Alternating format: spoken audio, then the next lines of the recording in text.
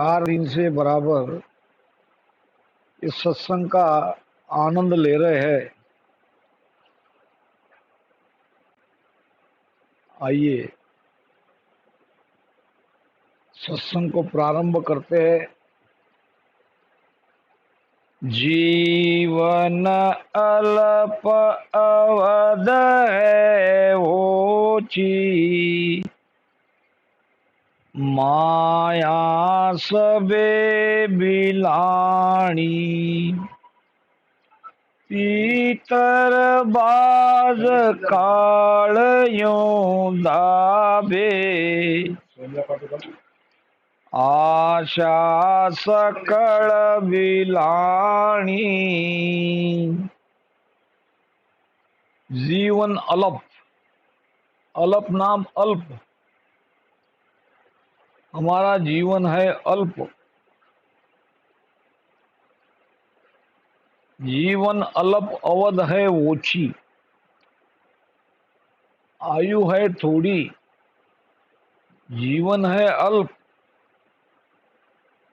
और जो माया को हम पकड़ के बैठे हैं, वो माया किसी की नहीं हो सकती।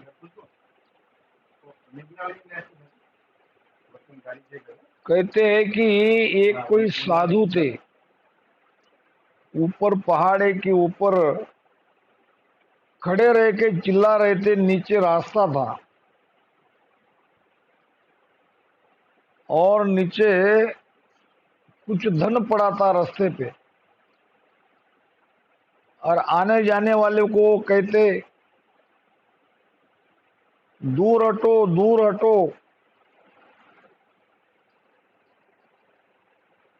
वो माया में मत फंसो, माया को मत छुओ। अब कोई कोई लोग संतों की बात पर विश्वास करके बिना उस धन को छुए आगे निकल जाते थे। इतने में आए 4 चोर। अब चोरों को भी कहा, वो महात्मा जी ने, दूर हटो, ये माया है, ये आपको खा जाएगी। चोर कहने लगे, देख लेंगे क्या होता है।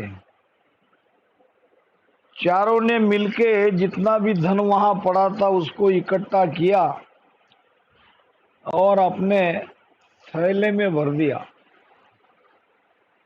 चारों बहुत खुश थे, बिना कुछ किए, नहीं तो चोरी करनी पड़ती थी, डाका डालना पड़ता था। अनायास ये धन मिल गया। और ये महात्मा जी कहते हैं कि दूर हटो दूर हटो। भाई दूर क्यों हटे, हो सकता है हमारे लिए पैसा पड़ा हो। फिर चारों ने मिलके विचार किया कि अब थोड़ी भूख लगी है, तो 2 लोग मार्केट बाजार गए शहर में और कुछ खाने पीने का सामान लेने के लिए, और 2 वहां रखवाली के लिए बैठ गए। अब जो बाजार में खाने पीने का सामान लेने के लिए गए थे, उनके मन में विचार आया, क्यों न जो टिफिन हम उनके लिए ले जाएंगे उसमें जहर डाल दे। हम तो भरपेट खा लेंगे और उनके खाने में जहर मिला देंगे, खाना खाते ही दोनों मर जाएंगे और वो जो धन है उसको दोनों में बांट लेंगे। ऐसा विचार करके उनके टिफिन में, उनके खाने में जहर मिला के वो जहर मिला हुआ खाना लेके आए खाने में। इधर 2 जो बैठे थे वो विचार कर रहे थे, जो बाजार गए हैं भोजन लेने के लिए, क्यों ना हम उसको मार डालें। वो 2 को मार डालेंगे तो उन दोनों का हिस्सा हमें मिलेगा। इस प्रकार से चारों ने अपने अपने प्लान तैयार किया। अब जैसे ही वो भोजन वाले आए, नीचे झुकते ही दोनों ने तलवार से दोनों की गर्दन काट डाली। भोजन लाने वाले वहीं मर गए। अब उनके मरने की परवाह किए बिना जो भोजन था, भूख तो लगी थी, दोनों उस भोजन को, उस खाने पर टूट पड़े। थोड़ी देर में भोजन करते ही उसका जहर का असर होने लगा, ये भी दोनों मर गए, वो भी दोनों मर गए। महात्मा जी चिल्ला रहे थे, मैंने कहा था पहले ही कि माया के पीछे मत लगो, माया के पीछे मत लगो। आखिर माया ने आपको खा ही लिया। कहने का मतलब ये जो माया है ये कभी किसी की नहीं हुई, इसलिए इस माया के संसार में रह के परमात्मा की भक्ति करो, परमात्मा को याद करो, क्योंकि तीतर बाज काल यूं दावे, जैसे तीतर पक्षी को बाज पक्षी उसकी गर्दन पकड़ लेता है, उसको अपने मुख में दबा देता है, इस प्रकार काल इस जीव के पीछे लगा है। और काल से बचना है तो एक राम नाम लेना पड़ेगा, दूसरा कोई उपाय नहीं है। इसलिए राम नाम लेना पड़ता है किसी संतों के द्वारा भेद लेकर, और भेद मिलता है सत्संग में। तो आज हमारी भाई जी ने, वैसे तो 2 दिन से बेचारी परेशान थी सत्संग के लिए, मगर उनका भाग्य देखो आज गुरुवार है, बहुत ही शुभ दिन है हमारे लिए। आज सत्संग होगी, भोजन प्रसाद अभी हो गया, और फिर उत्सव आरती बदावा गाया जाएगा। तो धन्य है ऐसे परिवार। महाराज कहते हैं, प्रथम हम सतसंगत कीनी, सुध बुध ज्ञान अकल सब लीनी। प्रथम करना क्या पड़ेगा? तो सत्संगत करना पड़ेगा, सत्संगत सुनना पड़ेगा। सत्संग कीने का मतलब संतों की संगत मैंने पहले की। अब जब संतों की संगत मिली, संतों से ज्ञान मिला, तब वास्तव में हम शुद्धि पे आए, तब हमें समझ आई। समझ आने पे हमारी बुद्धि ने निर्णय किया कि ये राम भक्ति करनी चाहिए। शुद्ध बुद्ध ज्ञान अकल सब लीनी, तब हमारे अंदर वो अकल आई, हम शुद्धि पे आए, हमारी बुद्धि ने निर्णय किया। तो सत्संग का मनुष्य के जीवन में बड़ा भारी महत्व है। संगत बिन तिरियो नहीं, ना सुधरियो जग माय, और डूबो सोई सुखराम कहे कुसंगत में जाए। संगत के बिना जीव का उद्धार नहीं, संगत में के बिना जगत में, यानी सत्संगी कभी बिगड़ता नहीं और कुसंगी कभी सुधरता नहीं। सत्संग में बड़ा भारी गुण है। सत्संग हमें बिगड़ने नहीं देती। तो हमारे जीवन में सुधार लाना है तो नित्य नेम से सत्संग करो। संगत बिन तिरियो नहीं, ना सुधरियो जगमाए, डूबो सोई सुखराम कहे कुसंगत में जाए। जो कुसंगत में जाएगा उसका सर्वनाश होगा। किसी का माइक चल रहा है भाई, लाइव सत्संग सुनने वाले, थोड़ा प्रार्थना करता हूं अपना माइक को म्यूट करो, वहां की आवाज आ रही है।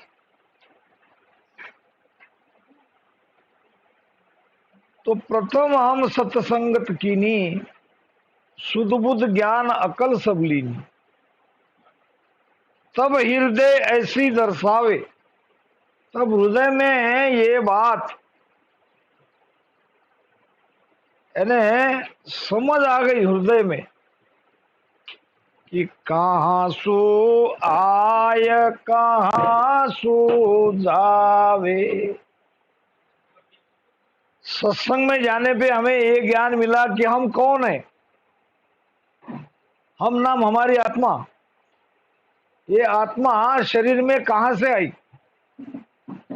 अब शरीर छूटने के बाद ये आत्मा कहां जाएगी, ये समझ में आया। जब तक ये समझ में नहीं आएगा भक्ति नहीं कर सकते। भक्ति तो हम तभी करेंगे जब हमें हमारे बारे में जानकारी मिलेगी कि हम कौन हैं, हम कहां से आए। अब यहाँ तो हम कुछ दिनों के लिए है इस शरीर में। इस शरीर छूटने के बाद ये आत्मा कहाँ जाएगी। तो महाराज कहते हैं है कुण सो मरे जन्म कुण जाया,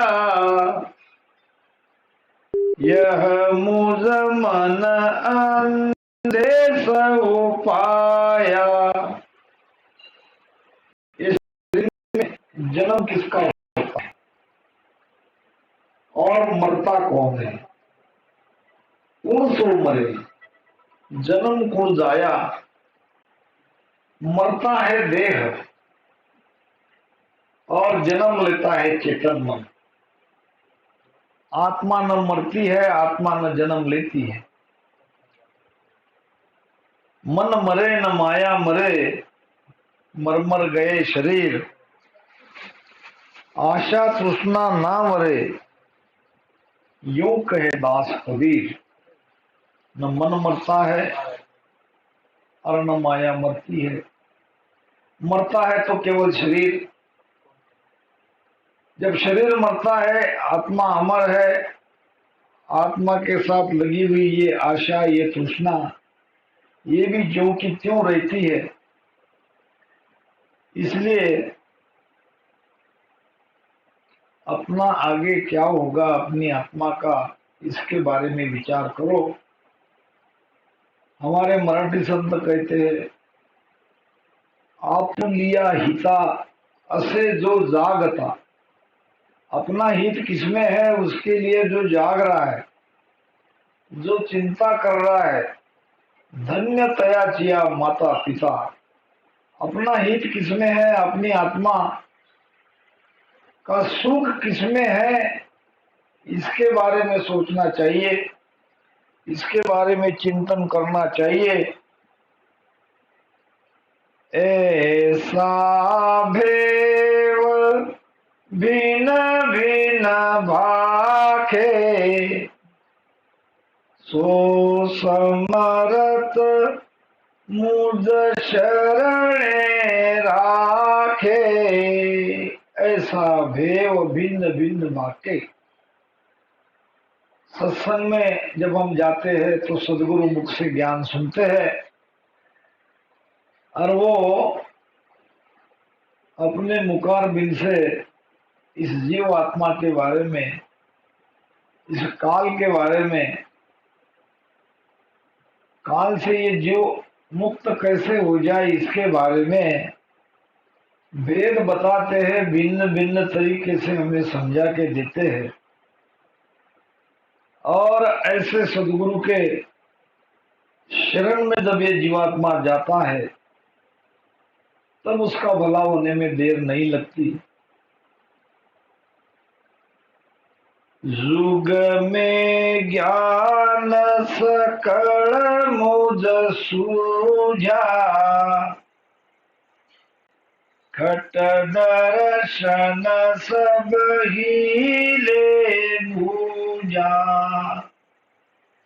जब मैं सत्संग में गया, सत्संग में महापुरुषों का ज्ञान सुना, ज्ञान सुनते ही हमें जगत में जितने भी प्रकार के ज्ञान है वो ज्ञान की समझ आ गई। हद के जितने भी ज्ञान है, हद के जितने भी उपाय है, साधना है, क्रियाएं हैं, ये सब समझ में आया। और हद की क्रिया से ये जीव कहाँ तक जाता है ये भी समझ में आया। सत्संग में जाने पे सगुण भक्ति क्या है, निर्गुण भक्ति क्या है, ये भी समझ में आया। बेहद में ब्रह्म में ले जाने वाला शब्द कौन सा है और सत्स्वरूप आनंद पद का सत्शब्द कौन सा है, ये सारा ज्ञान सत्संग में आके हमें समझ में आता है।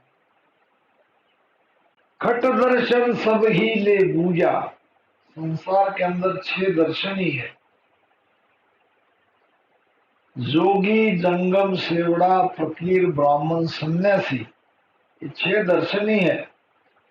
और ये 6 दर्शनियों का ज्ञान, उनकी भक्ति, वो कहाँ जाएंगे भक्ति करने के बाद, ये सब समझ में आया।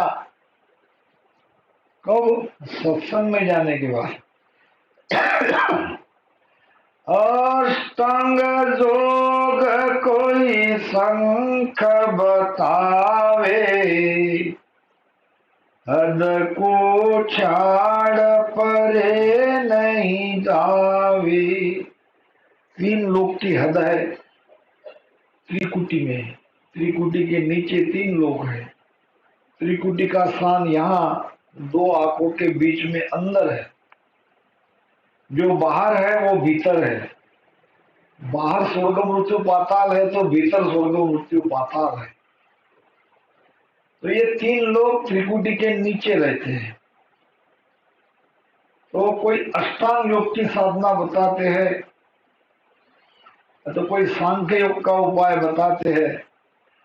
ये योग क्रियाओं से हद तक जाएंगे, हद के परे नहीं जाएंगे। ऋषि मुनि पिंडत जुग सारा, हद की हद में करे विचारा। ऋषि मुनि पिंडत जुग सारा, संसार के अंदर जितने भी ऋषि है, मुनि है, पंडित ज्ञानी है, हद की हद में करे विचारा। इनका ज्ञान भी हद तक है। और हद में काल निरंतर लूटे।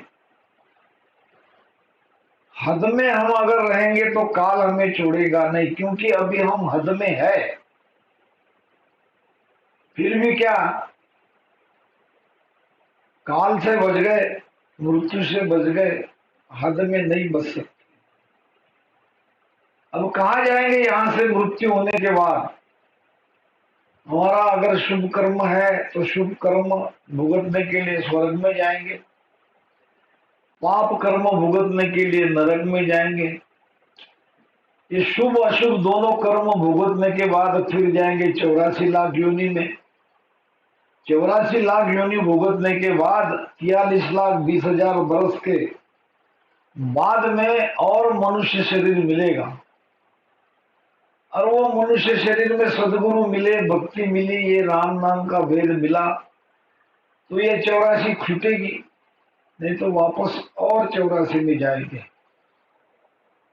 भटकत भटकत नीट मिलो है, मानव तन अवतारा। सुरपत देव सकल सोई बंछे, मिले न दूजी बारा। देखो, विचार करो, संतों के वचन क्या कह रहे हैं। भटकत भटकत नीत मिलो है। भटकत भटकत यानी इसके पहले हम 84 लाख योनि में भटकते भटकते दुख झेलते कष्ट झेलते अभी हमें ये मनुष्य शरीर मिला है। वो भी कैसा मिला है? नीट। नीट नाम गिनती की श्वासा मिली है। बहुत थोड़े समय के लिए हम इस शरीर में हैं। भटकत भटकत नीट मिलो है, मानव तन अवतारा। सुरपत, सुरपत नाम देवता का पति, देवता का राजा इंद्र। सुरपत देव सकल सोई बंचे, स्वर्ग के सारे देवता इस मनुष्य शरीर की चाहना करते हैं। वो भी परमात्मा को प्रार्थना करते हैं, अहो प्रभु मानव तन दीजे भरत खंड के माई। हे परमात्मा हमें मनुष्य शरीर दो, हमें भरत खंड में मनुष्य शरीर दो। करा केवल भक्ति और संत सेवा, और करा कुछ नहीं। वहां केवल भक्ति करेंगे, सांसों सांस में राम राम करेंगे और कुछ नहीं करेंगे। तो ये देव दुर्लभ मनुष्य शरीर हमें मिला है, तो भक्ति कौन सी करनी है? क्या करने से हमारा ये आवागमन मिटेगा, हमारी 84 मिटेगी? इसका विचार, इसका ज्ञान सत्संग में मिलता है। हद में काल निरंतर लूटे, जमदावा सुपरत न छूटे। हद में काल निरंतर लूटे, निरंतर काल हमें हड्डी में लूटता है। यानी हमारी मृत्यु होती है, मृत्यु के बाद तो किए हुए कर्म भुगतना ही पड़ता है। इसलिए बार बार काल के हाथ से मरने से क्यों न एक बार भक्ति भजन करके अमर हो जाए। सब ही अर्थ बूझ लिया, इन से काल जम नहीं बिया। किससे? ये हद की भक्ति करने से काल नहीं डरता, काल का डर नहीं मिटता, काल इस जीव को नहीं छोड़ता। महाराज कहते हैं, बांधा अंत काल विसतासी, बांधा अंत काल विसतासी। भजन विना सारी चुप चतुराई, भजन बिना तारी चुप चतुराई। सब ही धूल में दासी, बांधा अंत काल विसतासी, बांधा अंत काल विसतासी। जवरो जोर जोरावर सिर पे, जवरो जोर जोरावर सिर पे, जीव को बांध गुड़ा आगे, लेर चले जब कर मुख आगे, लेर चले जब तब आड़ो कोण आवे, बांधा अंत काल पिसतासी, बांधा अंत काल पिसतासी,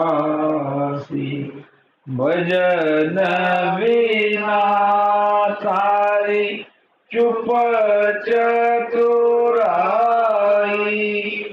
भजन बिना तारी चुप चतुराई, सबई धूल में दासी, बांधा अंत काल पिसतासी, बांधा अंत काल पिसतासी। कोई ये भी कह सकता है कि अभी तो अंत काल आया नहीं, अभी तो हमने कुछ जमाना देखा नहीं, अभी तो बच्चे हैं, कम है उम्र, अंतकाल जब आएगा तब देखेंगे। एक 70 साल का बूढ़ा व्यक्ति था, बाहर अपने पोते को लेके खेल रहा था, पोता गोद में बैठा था और उसकी दाढ़ी पकड़ रहा था। वहां से एक महात्मा जी आए, महात्मा जी को देख के इस व्यक्ति ने कहा, राम राम महात्मा जी, राम राम।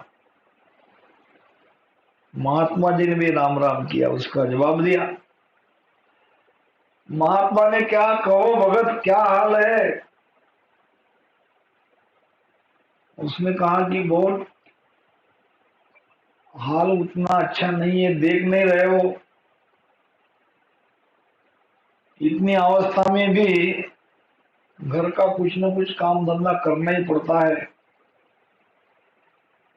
तो फिर छोड़ क्यों नहीं देते, मेरे जैसा बन जाओ। अभी तुम्हारी उम्र भी हो गई है। तो 70 साल के बूढ़े व्यक्ति ने कहा, महाराज छोड़ तो देता, तुम्हारे साथ ही रहता, मगर ये देख रहे हो मेरे गोद में